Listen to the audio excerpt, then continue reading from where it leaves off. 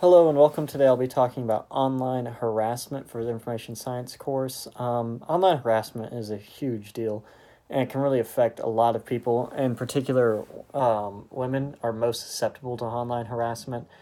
And really, kind of what it is that, it's kind of what just straight white men do in general, which is just harass women for wanting rights and claim that women wanting rights is infringing on their rights, which is a bunch of baloney. And women in tech, and especially in the video game industry, are so marginalized and fetishized and even ostracized within the community.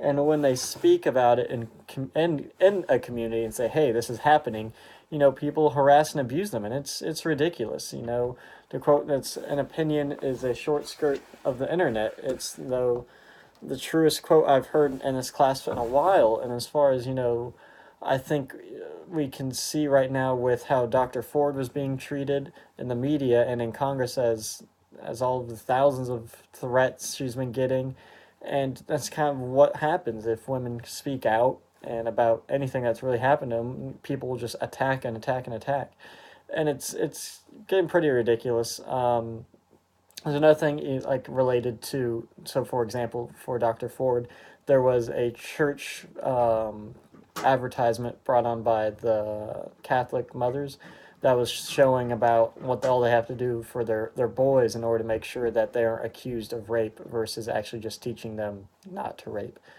And another thing is this whole idea of troll culture and how crazy that has gone. And I wouldn't really consider, you know, swatting a troll, but now that really is, and the idea of if someone's bothering you and kind of making you angry on the internet, you just don't stop and just leave them alone, kind of walk away from it, but you will go all the way to send the SWAT team after them, and that's actually killed people.